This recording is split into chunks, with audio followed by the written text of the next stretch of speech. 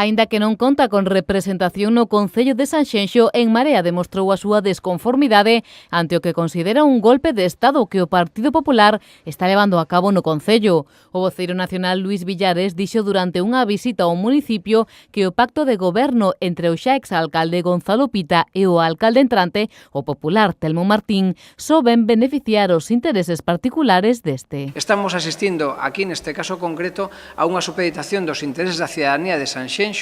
aos intereses particulares de quen é unha das persoas máis controvertidas e, desde logo,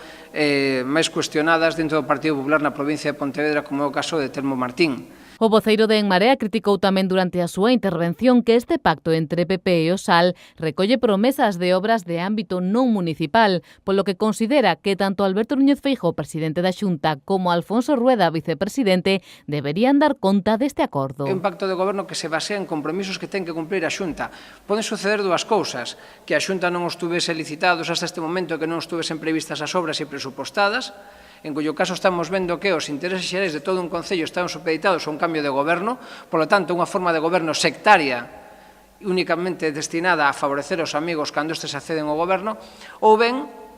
que estuvesen xa previstos, como era algún dos casos, pero que non se executasen. Villares acompañou os membros de Somos Sanxenxo e Sanxenxo Pode polo que denominaron como o percorrido das atrocidades urbanísticas de Telmo Martín, que xa foi alcalde de 1999 ao 2006. Un vello político soado polos seus problemas coa xustiza, pola corrupción da que formou parte na época da burbulla inmobiliaria, ademais de ser o responsable de múltiples accións judiciais polas súas malas prácticas. Tamén fixo referencia ao papel de Telmo Martín durante a burbulla inmobiliaria o deputado de En Marea, Marcos Cal, presente tamén na xuntanza doxe. Unha das primeiras cousas que fixo Telmo Martín foi impulsar un novo pesón que se coñeceu 4 anos despois, e cando se coñeceu descubrimos que recalificaba terreos propiedade da súa empresa, que lle otorgaron unhas grandes plusvalías, uns grandes beneficios. Soubemos que daba o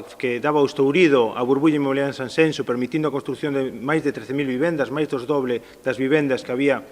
naquel momento en Sanxenxo, ou tamén soubemos que legalizaba un chalet da súa compañeira de partido da que naquel momento era a xefa de demarcación de costas, que debía velar para que non se agredira a costa, sin embargo, ela tiña un chalet que o seu compañeiro e amigo de partido lle legalizou. Desde Somos Podemos quixeron tamén felicitar á concelleira de Sal, Vanessa Rodríguez, por desvincularse deste pacto amosando a súa ética política. Luís Villares rematou lanzando unha mensaxe á cidadanía, asegurando que En Marea seguirá denunciando este tipo de actuacións e que son os cidadáns os que, chegado o momento, saberán poñer a cada quen no seu sitio.